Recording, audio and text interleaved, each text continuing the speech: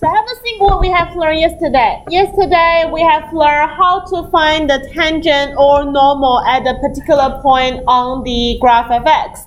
And we know that f dash a is the gradient of the tangent at the point x equals to a on the graph. Okay, the contact point must be on the original fx graph. Then it's called a contact point. Contact point must satisfy three things. Okay, on the fx, on the gradient function, and on the normal function. So it intersects, is the intersection of the three graphs. Okay, it's intersection of the three graphs, and then it's a contact point.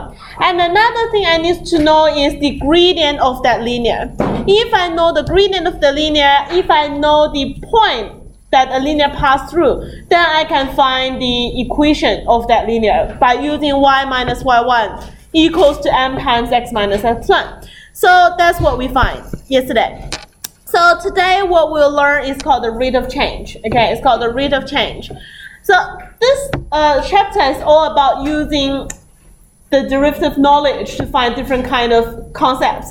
So last lesson is the concept of tangents and the normal. This lesson is the concept of rate of change. Okay, it's it appears in VCA multiple choice exam very often. You always get asked, almost every year get one or two questions asking what is the rate of change. So there are two types of rate of change. The first type is called the average rate of change. The second type is called the instantaneous rate of change. But we learned that already before. What is average rate of change? I think I explained that in chapter 17 already. That's how, in average, how much y get changed when each x changed. So you just look at 2 points, okay? The start point and the finish point. Compared to those 2 points, how much y get changed?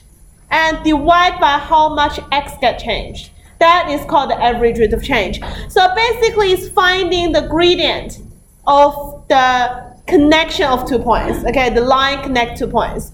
That is called the average rate of change. So by using a graph, let's say we have a graph. That's the graph. And I want to know about this point A and this point B. Let's say we have x1 and x2. X1 and y1, and this one have x2 and y2. And I want to know the average rate of change. So don't worry about anything. Hi. You just came to school? Oh, okay. So what we're interested in is nothing happens in between A and B. Is what's the starting point? That's A. What's the finish point? That's B. And we just think about the change between those 2 points. Okay, from A to B. Okay, like that. Oh.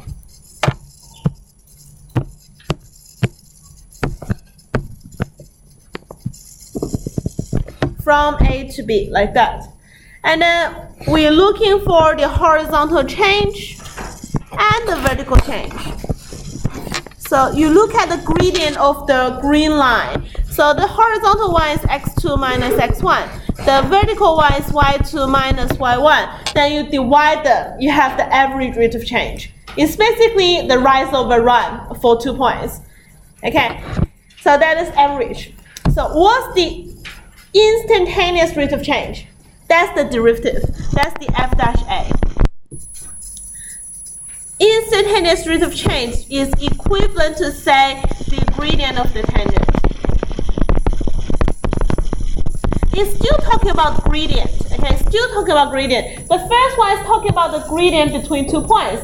The second one is talking about the gradient at a single point. So how we can find the gradient at a single point? That must be the derivative, is the f dash a, okay? So, for example, I want to know the instantaneous rate of change at that point C. Then the instantaneous rate of change must be this tangent. And we find m of that tangent, which is f dash c. Okay, which is f dash c. At the point C, I'm looking for the gradient. Okay, at the point C, I'm looking for the gradient.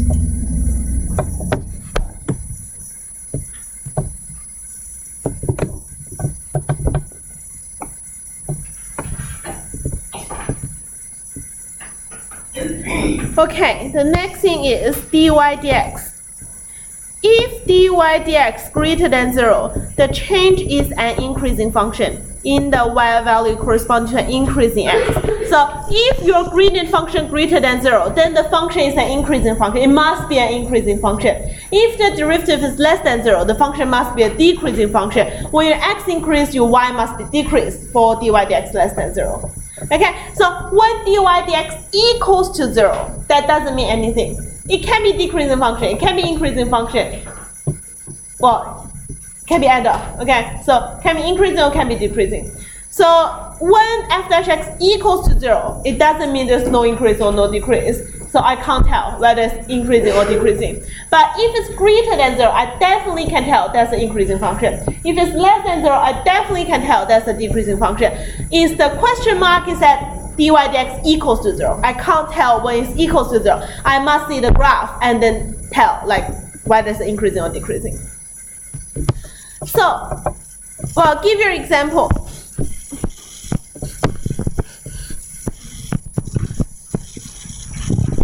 Say it's a cubic function. That point give you f dash x equals to 0, right? That's a stationary point. That give you f dash x equals to 0. But this function is increasing function for all x.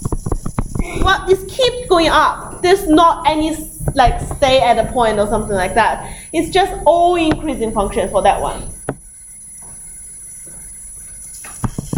Then similarly, if I have a decreasing cubic, so it's a decreasing function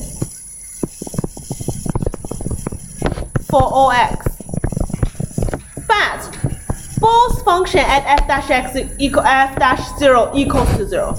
Okay, f dash 0 equals to 0 for both of that. But one is an increasing function, one is a decreasing function. At the point x equals to 0, it's increasing on the left hand side, it's decreasing on the right hand side. So dy dx gives you 0, doesn't tell anything. Okay, it can be an increasing function or it can be a decreasing function. So I need to sketch a graph and see it on the graph. Okay, that's the decreasing increasing function.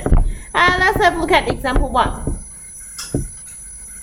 Example 1 says, for the function with rule fx equals to x squared plus 2x, find the average rate of change. Average rate of change. So you have a start point 2. You have a finish point 3. You want to find the average rate of change. What you need to do is, you sub 2 in. So 2 squared plus 2 times 2, that equals to 8. So you have coordinates to 8. And we sub 3 in. 9 plus 6, which is a 15. So I have the point 3, 15.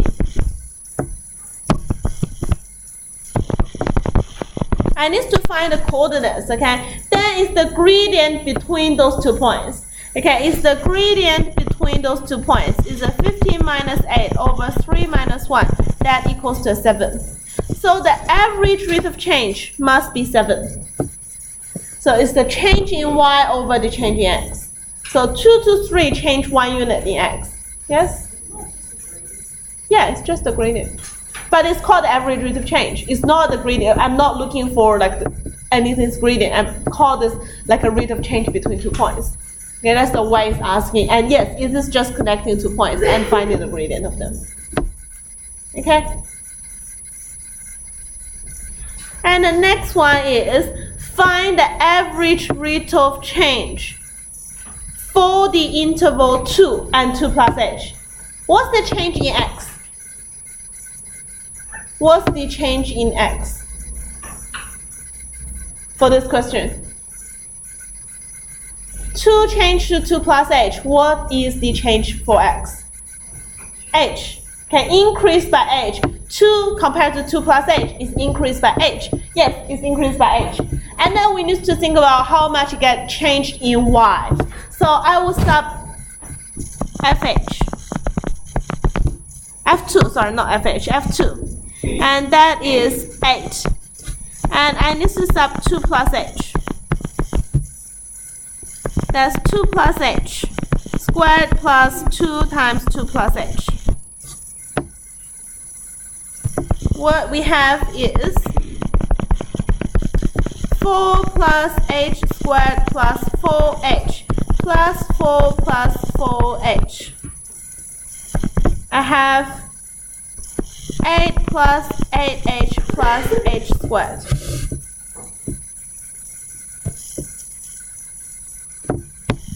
So the average rate of change is just 8 plus 8h plus h squared minus 8. Okay, y2 minus y1 over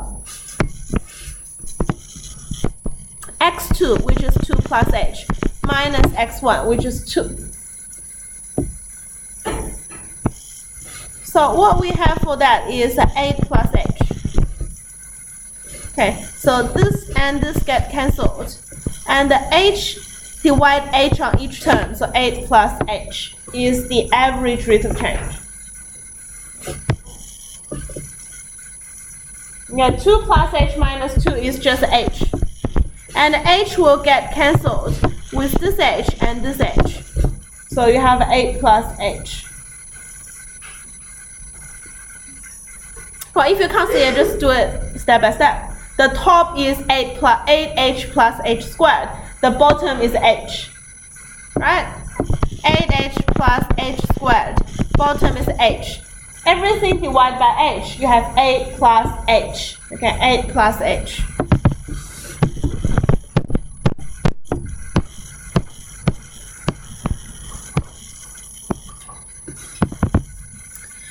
Okay, that is average rate of change. Okay, that is average rate of change. Now, what I'm looking for is called the instantaneous rate of change of f with respect to x when x equals to 2. Okay, so when x equals to 2. All right, when x equals to 2. What I need to find is f dash 2. That is the instantaneous rate of change. It's the derivative at the point x equals to 2. And then what we doing next is, okay, what is f dash 2? We can do that by two ways. We can directly find f dash x. That is 2x plus 2. So f dash 2 gives me 2x plus 2. So what I have is 4, 6.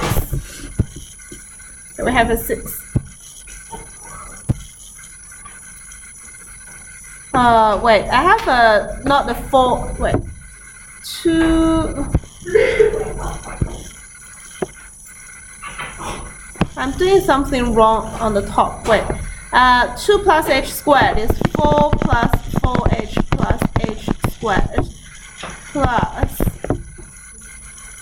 2 plus h is 4 plus 2h. Okay, 4 plus 2h. I'm doing something wrong here. Okay, that's a 2h. Okay, I was just thinking that's a 4h last time. So that will be a 6h. And then I got a 6h here. Then I should have a 6 plus h here. I'll tell you why I know that's wrong. I'll tell you why I know that's wrong. Okay, because I find my f dash 2, that should be a 6. And as I said, you can have another way to do it. Just to remember first principle. If I want to know f dash 2, have a think why b is there. Why I'm not directly asking a and then c. Why there's the part b there? And 2 plus h, you need to be very careful. Like, it must ring a bell. Okay, 2 plus h, why I have that? It's the first principle. It's lim h approaching to 0. f2 plus h minus f2 divided by h. That's by using first principle, I can find f dash 2. I'm not directly derive it. I will just using first principle. So what I have here, okay, the whole thing here, it is what I find in part B. That's a 6 plus h. Because have a think what you have done in part B is f2 plus h minus f2 divided by h. That's in part 2. So that part is directly what you find in part 2. So that's a 6 plus h. And then lim h approaching to 0, you will have 6. Okay, lim h approaching to 0, that's just a 6. That's why I find my mistake. Because I know I am aiming for 6. Those two answers must be the same. And last time I have 8 plus h. I know lim h approaching to 0. That's 8. It's not going to work. It must be something wrong. Either the derivative or the calculation I had before. So I will have 6 for this question. So the instantaneous rate of change is 6, which means the gradient of the tangent is 6 at the point x equals to 2. Okay, so that's the meaning for instantaneous rate of change.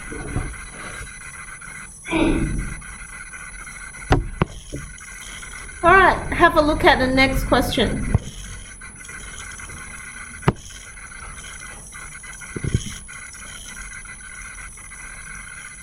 So balloon develops a microscopic leak and gradually decreases in volume. Its volume V gives this equation, V equals to 600 minus 10t minus 100t squared.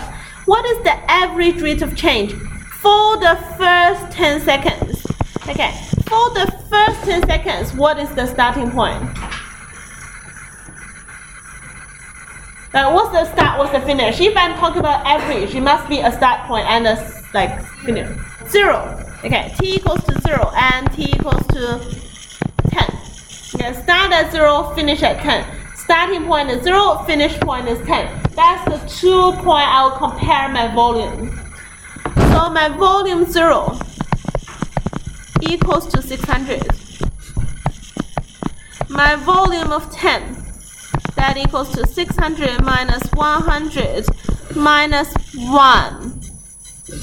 That's, what is it? 10, 100, 500, 500 minus 1, 499.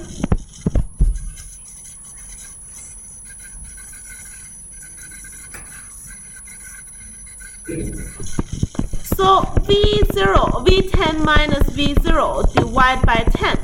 Okay, you can say that's a 10 minus 0. So that is, last one is 499 minus the 600 divided by 10. That equals to 10 minus 10.1. Unit will be centimeter cube per second.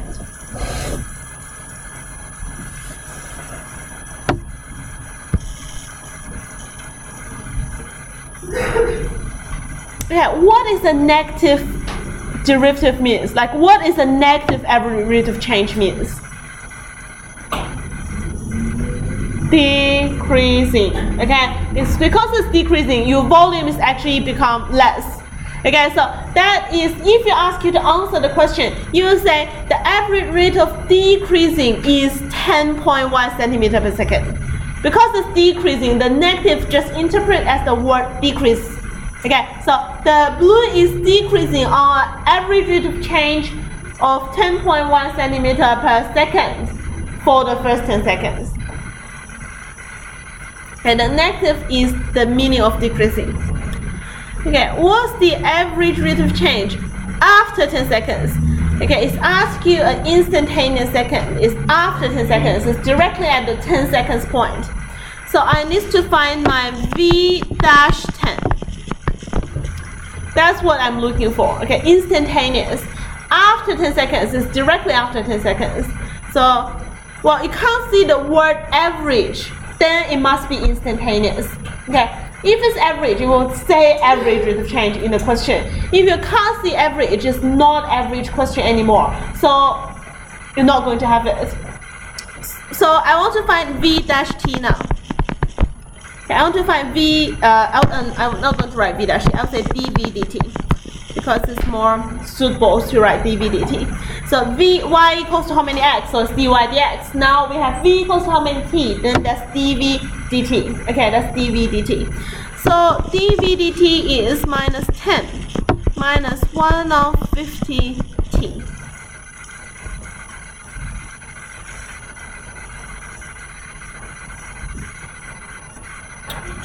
So when x equals to 10, not x, t, and dv dt will be minus 10 minus 10 over 50, and that is minus 10.2 centimeter cube per second. 115 is 0.2, so minus 10 minus 0.2 is minus 10.2 centimeter per second. It's quite close to average, okay, but like doesn't mean anything. It's just like a value, okay. This is just the instantaneous value. So it will be similar to average because it's changing approximately, like it's like gradually changing. It's not steadily like change from 10 to 100. It is gradually changing. So average is 10.1, then next 10.2, then 10.3, 10.4, like decreasing like that. That's the instantaneous rate of change. And the last one is asking, how long could the model be valid? Okay, how do you test like whether a model is valid or not? Well, when you can say it's not valid anymore. Sorry, what? No more?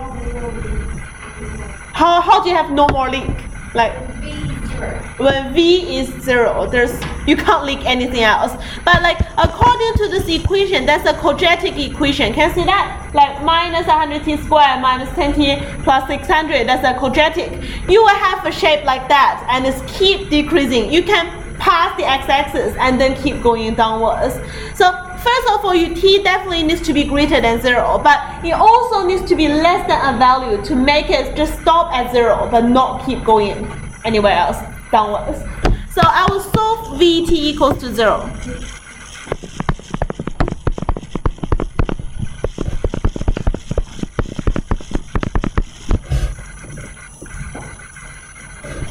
Okay, that's the t squared plus 1000t minus 60000 equals to 0. I times the negative 100 on everything. Okay, I'll times the negative 100 on everything. And then I'll put it into the cast. Because it's too hard to solve. Well, I know that's not going to be a nice number, so that's why I use the cast.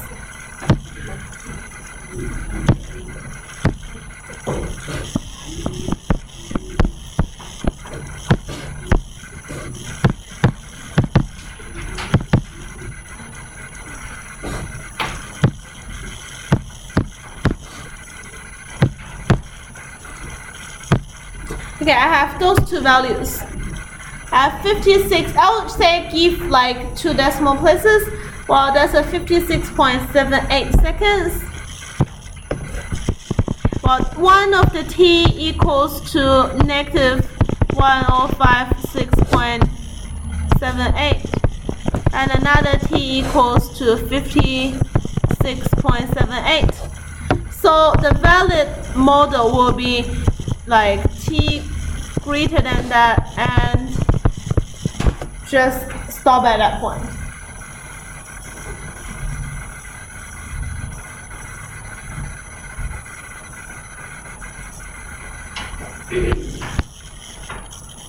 Later it will become negative, so I can't have the rest. It will stop at 56.78. Okay, so what we learned today is about 2 things. First is average rate of change, and second is instantaneous rate of change. It's 2 formulas. You just need to understand what's the meaning of it. Okay, the meaning of it, and then apply the formula into that.